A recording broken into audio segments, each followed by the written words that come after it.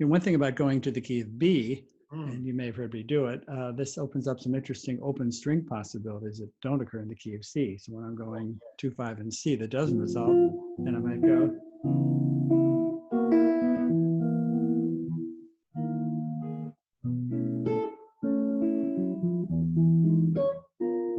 Etc. So I'm always thinking open strings depending on the tempo, but for the C sharp minor, I might put the open E.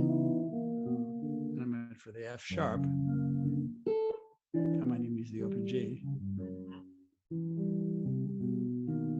And then when I'm going, then it resolves up a fourth to E, so I might use the open E to make it a sus for that B7. Oh, nice, yeah. So it's just, so again, depending on tempo, I'm always thinking about open strings. So when we modulate down a half step, suddenly those open strings that worked as 9 then become 9 or third. So that open E on top can be a nice sound. Yeah, that's lovely. I think about that stuff. You do too. You know,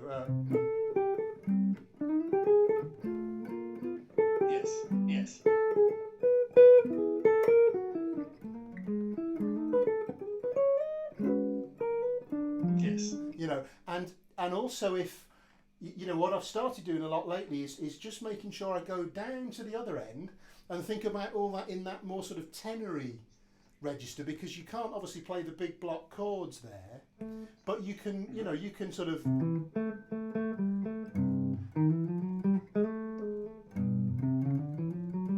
Sure. you know, and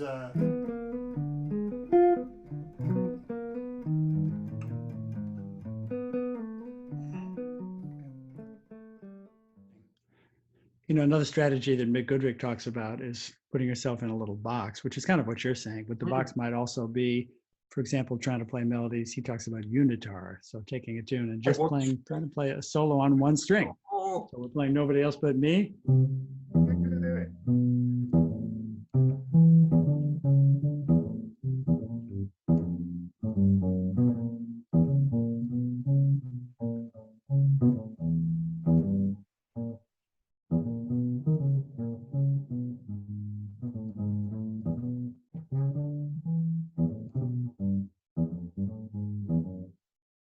Etc. I cheated and went to the A string.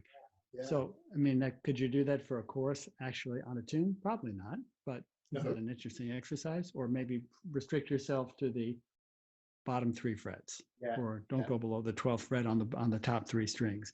So these are little boxes that maybe in the beginning, it really just sounds so mechanical and you're just trying to keep your place.